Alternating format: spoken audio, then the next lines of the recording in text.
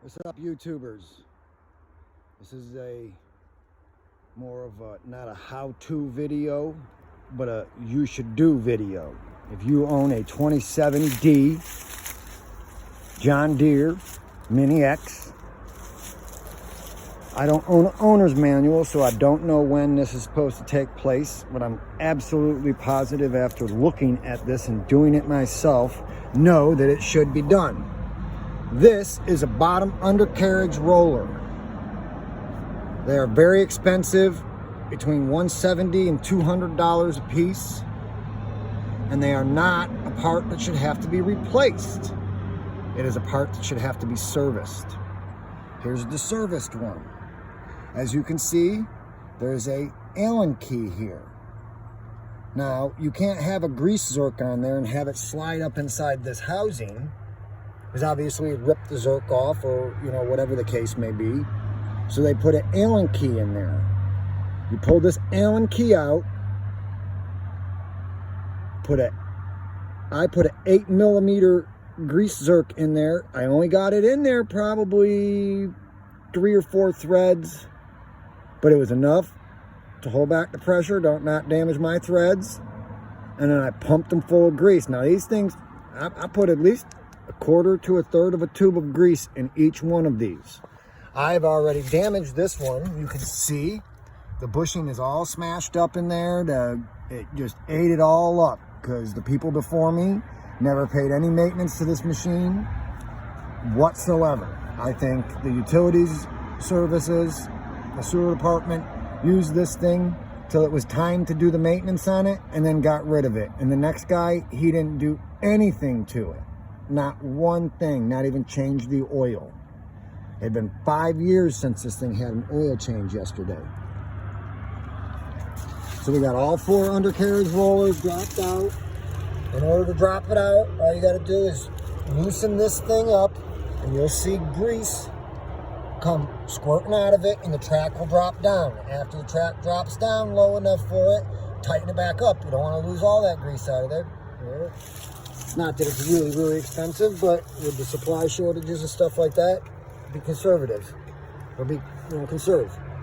So here's my other 2. See this one, as you can see on this one, and the first one I showed you, there wasn't grease coming out of here. This one actually, when I pulled this plug, had water pouring out of it. I drive this thing through the creek. So this is one that will have to be replaced, but it's packed full of grease now, so I should probably at least get a good 6 months to a year out of it. After you're done and you pop those back up in, or bolt it all back in, make sure they're nice and tight. This thing gets a lot of, friction, and it's crazy. The way you tighten that track back up is with a grease gun. That's why most grease guns tell you that you can put up to 6,000 pounds of pressure of grease behind them. Or 6,000 PSI, yeah, pounds per square inch.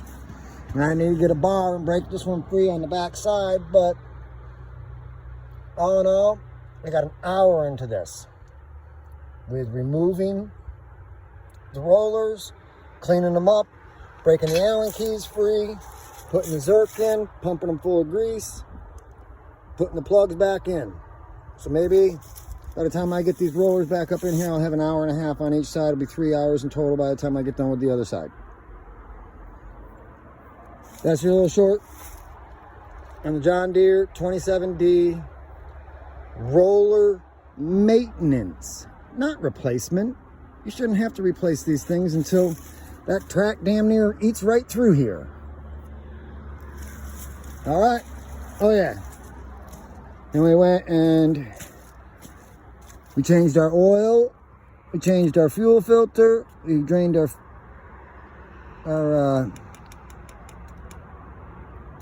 water separator.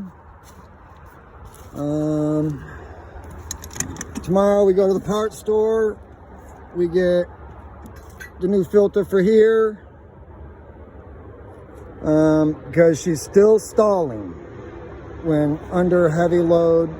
When you really start getting her working, she wants to stall. And after taking care of the fuel issues of the fuel filters, Oh, I have an inline filter I have to get tomorrow too. I didn't notice that. It should, you know, it shouldn't be stalling from what my mechanic buddy Sean tells me. And because it runs, when it's just sitting there, it'll run fine. As long as it's not under a load, it'll even drive fine. But the minute you put that blade or that bucket under a load and really get at it, she stalls out on you. Now it'll take trying to start her up 3 or 4 times before she'll actually start. So there's the excavator. Oh, we need an extra quart of oil too tomorrow. We pulled this fender off here because this had gotten all smashed up. We straightened that fender all back out. Oh, you know what I wanted to do? I wanted to disconnect that stupid horn in there. That thing, I hate that thing constantly beeping every time I'm moving forward or backward. But that's it. Oh, I cleaned up my grease zerks. I had to pull a bunch of those apart, clean them out with a little nail and a toothpick, and get the ball bearing to work again and pop up and down.